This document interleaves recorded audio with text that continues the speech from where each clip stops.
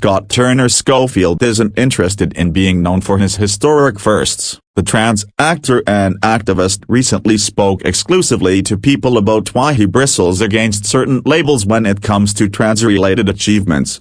"I'm known for those historic firsts," he explains. The first out trans actor on daytime TV, the first out trans man nominated for an Emmy for acting. "But the more I study history when people had the same identities but had to live them differently, the less I believe in the mythology of firsts," he adds. The actor also spoke about being considered part of the transgender tipping point, a phrase that refers to a point in our culture when trans people began to have representation in mainstream media. Being part of the transgender tipping point in entertainment isn't about being the first, it's about making sure there won't be a last, he tells People. And right now, that's in real danger. LGBTQ+ character counts are shrinking on screen. Trans characters even more so at the exact moment we need stories that expand our humanity. Schofield, who became the first openly trans actor to appear in a soap opera when he was cast as Nick on The Bold and the Beautiful in 2015, also said he thinks that daytime television deserves more credit for positively influencing social change.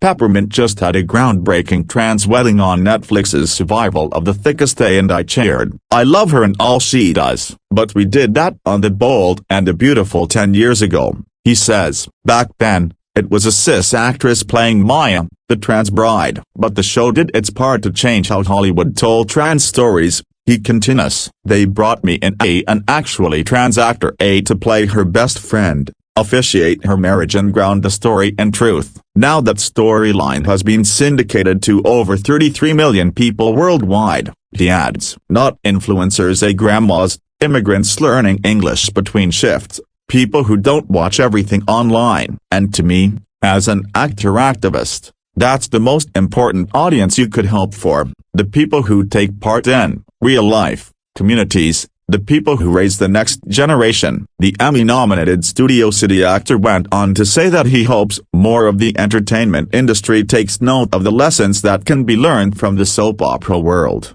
Soap operas have always known that the most compelling stories are the ones society's still wrestling with. Throw in a bizarre love triangle and a moral dilemma, and you've got the formula that's kept some soaps rolling for over 50 years, he says.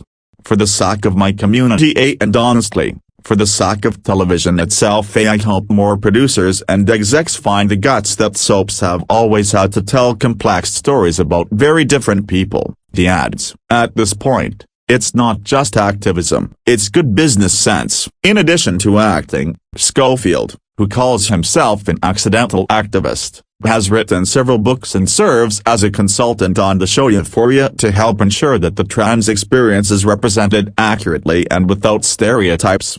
While speaking to People in 2020, he said that he hopes that one day, trans acceptance will be so normalized that he won't feel the need to talk about trans issues in addition to living his everyday life.